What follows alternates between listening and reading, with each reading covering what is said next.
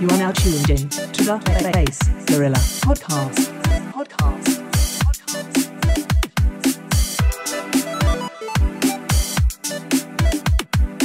You are about to discover the best kept secrets in bass music and EDM production. Through exclusive interviews with the world's favorite producers and record label owners. Dubstep, drum and bass, neurohop, glitch hop, and other futuristic bass music. Brought to you by Robert Fumo.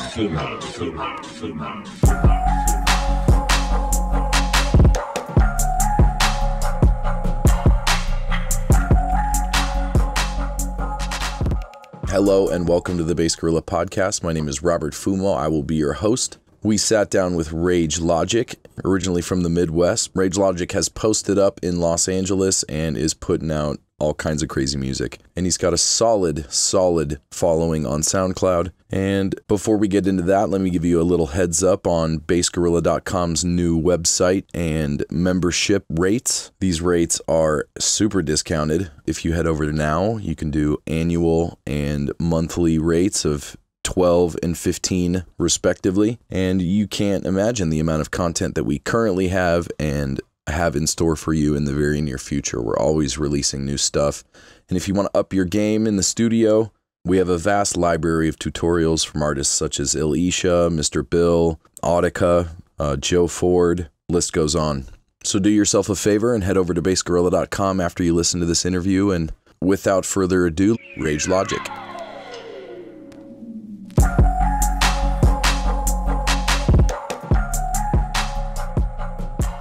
My producer name's Rage Logic. I pretty much started making music about like 5 years ago at this point. My brother showed me some probably Deadmau5 or like something like that. And I just remember I had never really heard anything like electronic music. And I really just knew as soon as I heard it that I wanted to make something like that. So I like kind of started looking up, how people produced music, casually started producing. And then I found Ableton, got more into it. And then before you know it, I was like uploading stuff on SoundCloud. Then moved to LA 2 years ago. It felt like what I needed to do next, kind of in a way. I just wanted to like be somewhere where there's like a lot of music happening. And where I was from, like there just was no one else really was into the stuff that I was into. So I just thought if I was going to try to do music, I should go all in.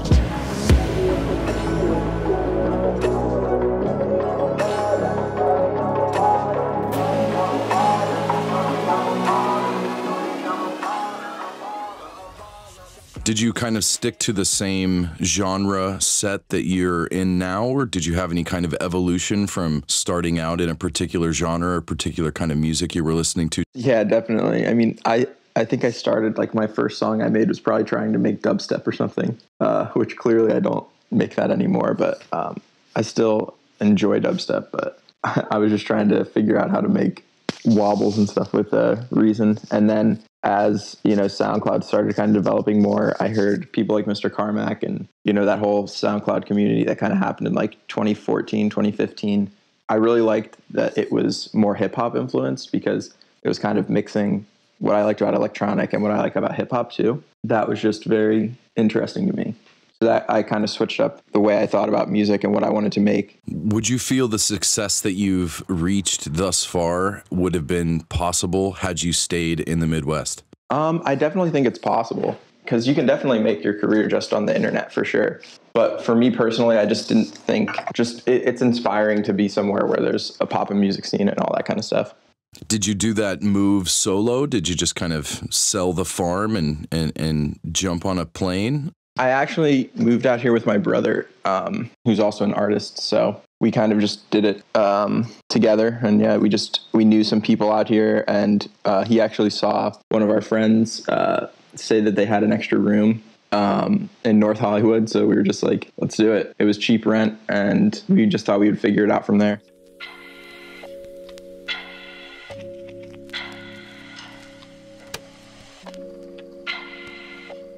For the first couple months, it was hard because I wanted to go to everything. I wanted to, see all this stuff. And then after a while, I kind of started just getting over that because I knew that wasn't really going to help me in the long run. Like going out to a club, like that's not going to further my career in any way. Like I would rather stay inside and make music. You know, in high school and college, I wasn't going to bars. I was staying inside making music. Like, that's what I want to do. So it isn't as hard for me as maybe it is for other people to not get distracted by LA.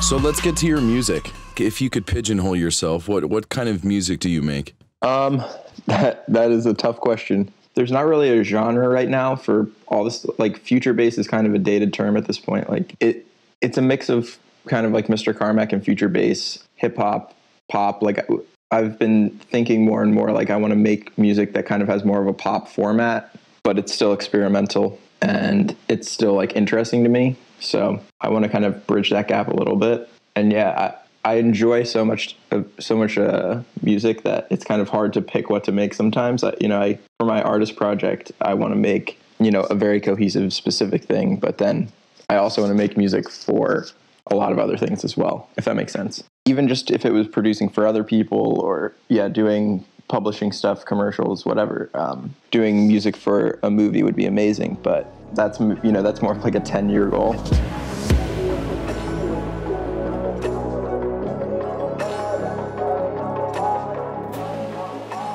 And would you say branding, is that super important to you?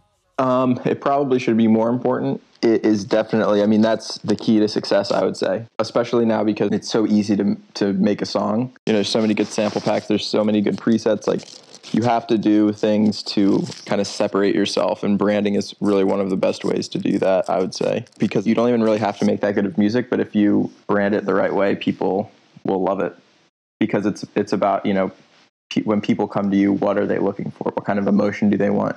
What do they want to feel? And if you have a very solid grasp of that, then I think that you're always going to be more successful than someone who just kind of puts out whatever and is all over the place. How do you feel that you've gotten the traction that you've gotten?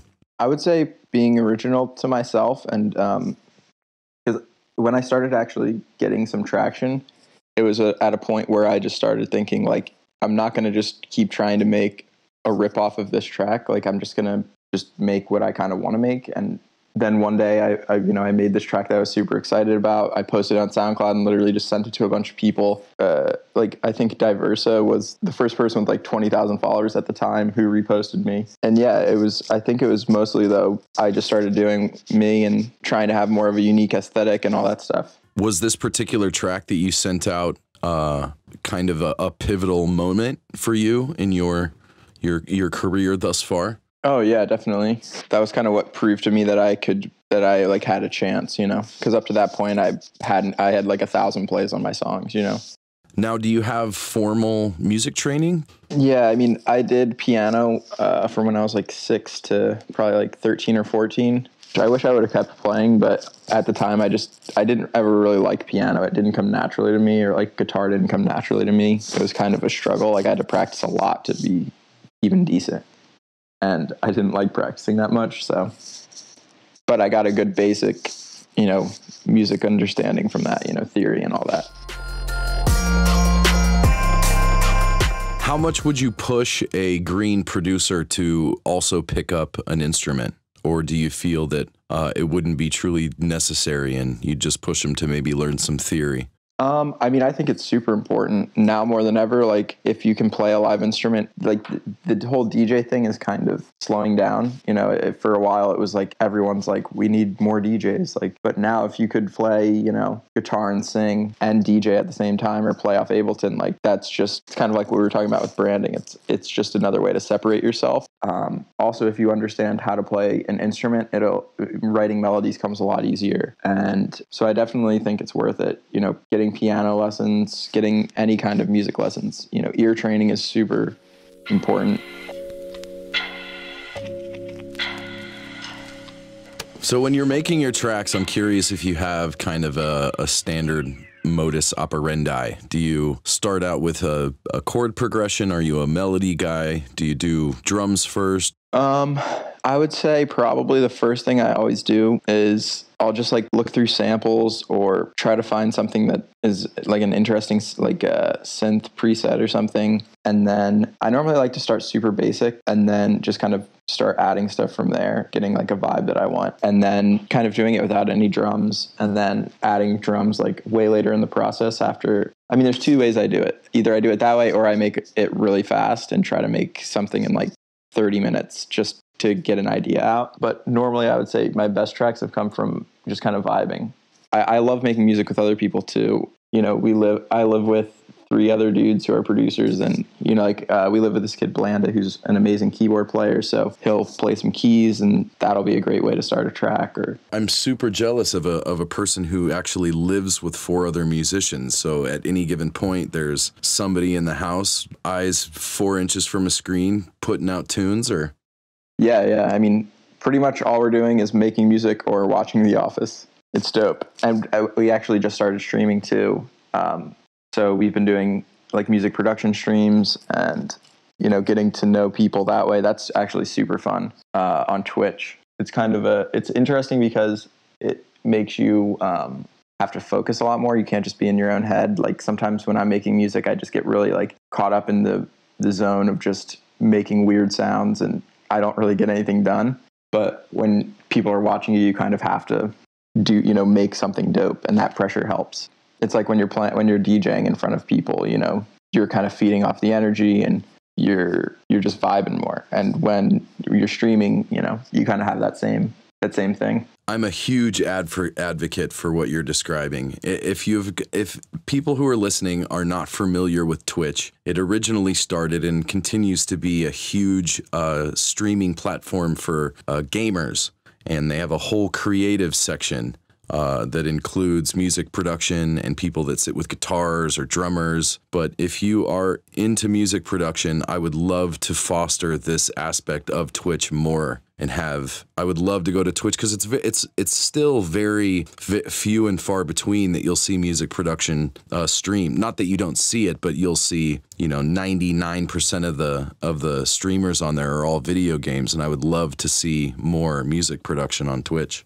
Yeah, I mean that's kind of what we were all talking about when we kind of got the urge to do the Twitch stuff. It was just like, this needs to happen. Like Twitch is an amazing platform there. You know, it's free. It's crazy. Like Drake just played Fortnite on Twitch. You know, Twitch is, I think, going to be a huge way that people get entertainment for the next, 5 to 10 years. And I think the whole idea of live streaming is very, interesting. And I was just surprised that people like Medicine live stream. He's done it before, but he doesn't really do it as much. And, I think there needs to be someone who's streaming, 3 times a week, 4 times a week. And it's also something that you can monetize very, very easily, because you have Billy Bob Trust Fund Child is just enjoying your personality, kind of digs the music, and just with a click of a button can give you anywhere from, $5 to, I don't know if you've ever seen those YouTube reels of these ridiculously excessive donations of like, $50,000, $100,000. Yeah, no, it's crazy. And, something that we've been doing is like, we'll do feedback. We've said that like, if you donate a certain amount of money, we would like collab / mix a song for you. And it's just fun stuff like that. And then, we've done like 4 of those, I think.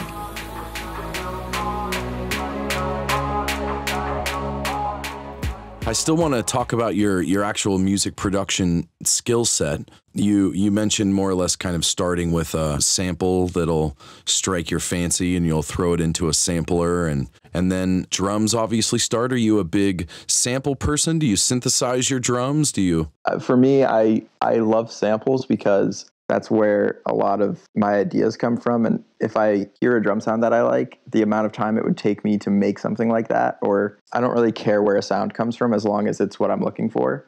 So I just have hella sample packs. I actually just got all the like old samplers from like the 90s. I got all the drum samples from that, and I've been using those a lot. And then how much processing do you put on drums? So say you found a, kick and snare or a nice drum kit that you like. Are you a heavy processor or? It kind of depends on the vibe and the drums, but I mean, I always clip my drums to a certain extent, and compress them and reverb. I like just doing just weird stuff with my drums for the most part. I've been really into sound design, and not even sound design is like dubstep growl sound design, but like drum sound design, like taking a snare, putting reverb on it, making the reverb 100% wet, and then layering that with the original snare, just stuff like that. Like I like to have fun with. I feel like I've just been figuring out like all the different things that Ableton can do, kind of, and making snares out of weird sounds or whatever. Are you a big Foley field recorder type person? Yeah, we literally all just use our iPhones. It's crazy how good the iPhone speakers are, or mic is. It kind of has like a cool like lo-fi sound to it. Does this group of 4 guys all share kind of a Dropbox folder of samples? We all have the samples, the collab folders. Like it's a crazy number of songs at this point. It's almost overwhelming.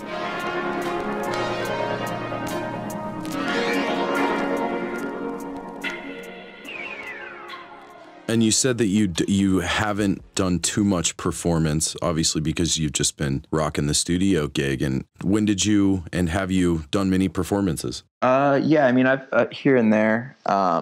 Most of them have just been like LA stuff. I haven't really traveled a whole lot to DJ, just because I like DJing, but I like making music the most. So I have never been focused on that, and I'm just now starting to focus on that more. So like, I have a couple shows lined up. Like I'm playing this festival called Emissions in May, which I'm excited for. I think that's my first festival that I've played. And then just some other random shows here and there. But at this point, that's kind of just a way to make money and sustain the fact that I get to keep making music. And hopefully Twitch will kind of turn into that as well, because that's the key, is to find a couple ways to make money with music so that you don't have to play. Because like, I don't want to be Steve Aoki playing 200 shows a year. Maybe festival season, and then the rest of the time you just hunker down and pump out the tunes. I mean, that would be amazing.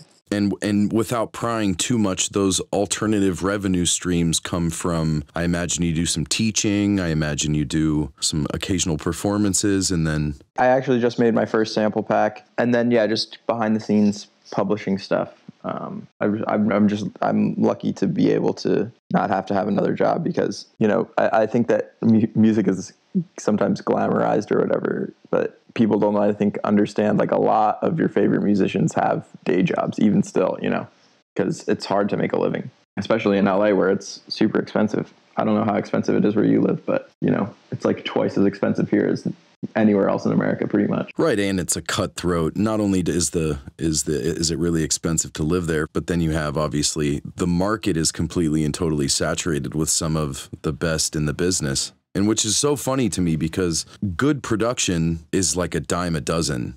It's really the people that are able to, as you mentioned previously, to have a brand that sets them apart from the herd. Yeah, no, 100%. Like when we've done feedback before and people have sent their tracks, and I'm always amazed. I'm like, it's crazy that this person makes this music and has 100 followers on SoundCloud. Like, I'm so glad I'm not coming up on SoundCloud right now, because it's totally different. There's hundreds of kids, if not thousands, that are making really dope music. And it's always the ones who are either funny and have an interesting brand or some kind of personality that make it kind of like how it is in pop or whatever. It has to be more than just the music. Yeah, and the whole social media animal, a lot of people are disenfranchised with social media. Yeah, I mean, that's kind of why I say, like, if you actually want to become a musician, you have to realize, like, it can't be like I enjoy music. Like, you have to just, like, it's like, I have no other option. I'm making music, because it is, like you said, it's hard. Like, there's a lot of stuff you have to be good at. And it's not just as simple as spend 10,000 hours, in Ableton and, work really hard and you'll get popular, because, like, that's just not the case. It's so much more than that. So I'm curious, once you get your tunes done, you don't send it to Lander, do you? No, I do it all myself. I've never had a track mixed or mastered by anyone else. I think that would be something that would be cool one day, but unless you're getting the best of the best, like, I feel like it's probably not going to be how you envision it in a way, because the type of music that I make is it's not pop. So it's like if I sent it to someone, they would have to understand what I was going for. What's your mix down and master process? Pretty much it's just like a week of the worst week of my life, you know, spending way too much time just turning off certain channels and EQing. And sadly, I don't have a process yet. I know what I'm doing in my head, but it's not organized at all. So I just spend hours just going over the same thing. I probably spend 10 to 20 hours just doing that. So what do you do, for instance, on your different, are you a bus guy? Do you bus your drums and your synths and your basses and your vocals and whatnot? Well, see, that's the problem because I don't have a method right now. So sometimes I do that and then other times I don't. So it's very confusing. But something I've been doing lately is having a bus for like a kick bus, a snare bus, and then kind of like a side chain bus, I guess. So I don't have to side chain like each channel. If I was more organized, it would probably be a lot easier. But, you know, the cool thing now with Ableton 10 is you can group within groups. So that's kind of changed up a lot of the way I do stuff. Do you tend to have like a extensive mix bus? Or are you just like an Ozone 8 and you're good? Pretty much it's a Ableton glue compressor and then some kind of limiter and then Ozone 8 and then, yeah, that's it. Are you a reference track guy? Oh, yeah. That's pretty much the key to it, I think. You have to listen to other stuff because anything you listen to for long enough is going to sound like crap or it's going to sound amazing. Like I've had it work both ways where I'll listen to something for so long that I'm like, this is super loud and the drums are super punchy. And then you listen to something else and you're like, wait, no, it's not. This is not even close. So you have to just constantly kind of refresh your mind and be like, what does a good track sound like, or a track that I think sounds good? Yeah, there's a Magic. Have you ever heard of the Magic AB? No, what is that? Essentially, it just has an A-B switch, and A would be your tune, and then B is any number of reference tracks that you can load into it. Oh, that's really cool. So wait, how does that work then? Do you just like load tracks into the plugin? Yeah, check it out, Magic AB. Yeah, definitely. That's very helpful. There's so many, like, I feel like I don't even know all the dope plugins that are out there, and I've made music for so long at this point. I can't believe that there's still stuff I find. Like, that's the cool thing about music. Like, you always find every day something new that you didn't know.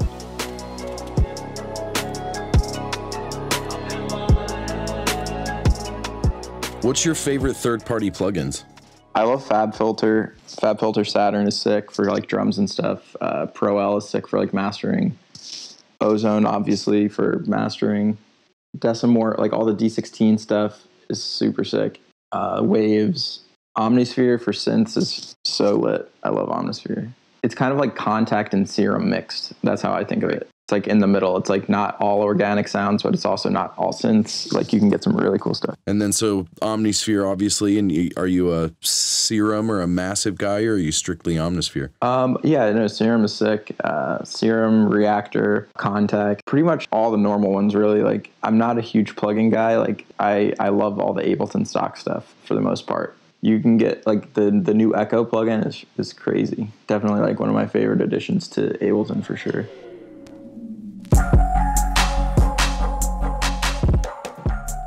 So I'm curious if you could go back in time and speak to your 2010 green virgin producer self, what would you smack yourself around and say, don't do that, and please really do this? I would say don't like care so much, really. Do music because you want to have fun and have fun with it. Like it's a game, you know. It's like it's a lot like video games. Like just have fun with it. There are no rules really when it comes to music. You know, it's hard when you're starting to not view it as black and white and like I have to do it this way. I can't clip anything on the master. Like every single track that I've ever made has been clipping on the master, you know, because that's the sound that I'm going for, you know.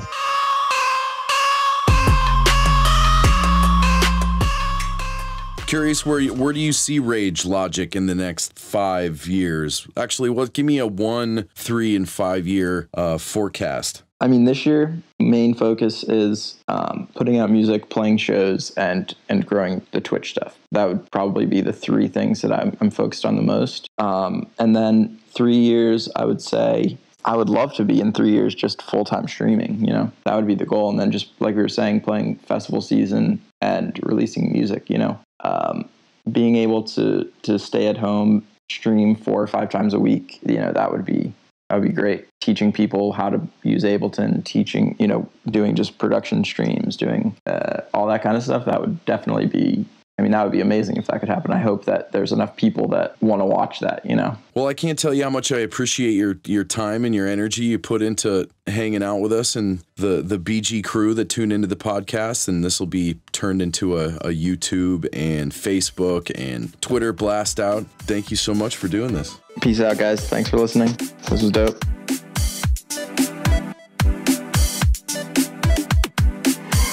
Dubstep, drum and bass, Neurohop, glitch hop, and other futuristic bass music. Brought to you by Robert Fumo.